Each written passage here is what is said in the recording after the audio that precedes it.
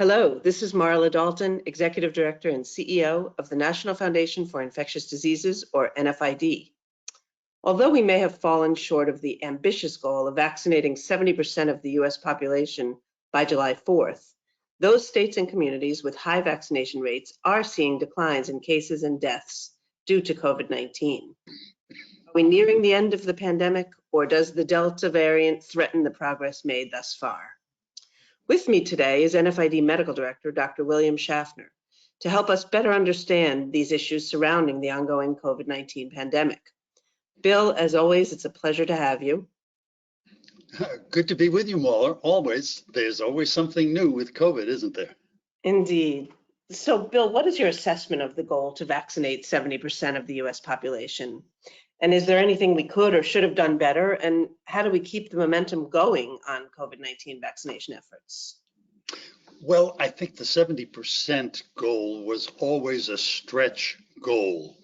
You know, particularly with the variants that are even more contagious than the parent strain, the larger the population percentage that's vaccinated, the better, of course. Indeed, Dr. Fauci had talked about trying to get 80% of the population vaccinated. So 70% seemed, although a stretch, something with a big effort we might actually be able to achieve. And lots of people worked hard to get us almost there. There's nothing magical. If you reach 70%, the quote pandemic will not be over. We have to keep vaccinating and we have to keep COVID under surveillance.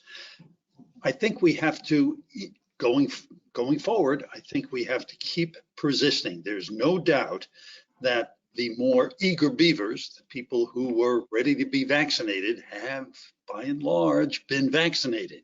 So now we're dealing with hesitant folks, concerned folks, anxious folks, and a few downright stubborn folks. We'll have to keep asking people. This will almost be done on a one-on-one basis. What are your concerns? Let them know that their concerns are valid, and then try to answer their concerns. That provides facts, but more importantly, I think we have to give them a sense of comfort and reassurance that what they're doing, that is rolling up their sleeves, is good for them and their communities. I think we'll just have to keep on keeping on, getting the good word out, and putting our figurative arms around people and comforting them and letting them know that vaccination really is the thing to do for themselves, their families, and their neighborhood. Excellent points, as always. So let's shift a little bit now, and can you tell us what we need to know about the Delta and other variants we're reading about? And so do these current vaccines protect us, or should we all still be wearing masks and social distancing? Well, variants are a consequence of mutations.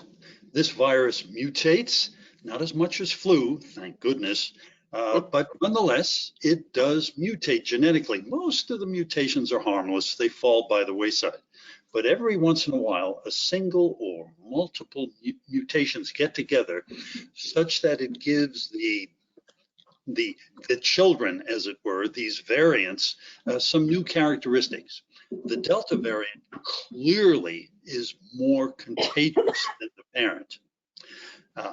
The Delta variant is clearly more contagious than the parent. Beyond that, there are some data to suggest that it may cause more serious disease. Also, that's a little less certain.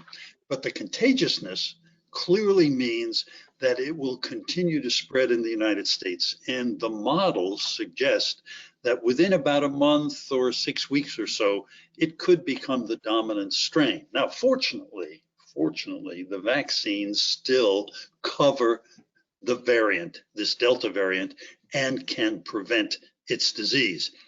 It's very important to recognize that at the present time, if we look at the folks coming into the hospital right here at Vanderbilt, and this is true across the country, it's very unusual to have a vaccinated person be hospitalized. It's the unvaccinated folks or those who are partially vaccinated who are now 90+% the people who are being hospitalized. So this is a great testimony to the fact that these vaccines we have really do keep vaccinated people out of the hospital. Now, before we go on to the next question, we have to keep surveillance on variants. The virus mutates and there may be new ones. And the one that's on the horizon is called Lambda. It started in Peru and has begun to spread in South America to Chile, Argentina, and Ecuador. And there've been some cases already in Britain. It's also very highly contagious. There's a question about whether it produces more severe disease, but the thing that has me bothered is that the Peruvian virologists, with some preliminary studies, have expressed some concern that the vaccines they're using in Peru may not completely cover this variant. Early days, we need much more confirmation and investigation, but it does demonstrate that we have to keep on the alert and constantly sequence viruses, looking at their genetic construction, and try to determine whether our vaccines continue to work. Very interesting. And I guess it's a good segue now. You've talked a lot about effectiveness of the vaccines. Is there anything you can tell us about what we're reading about the situation in Israel now?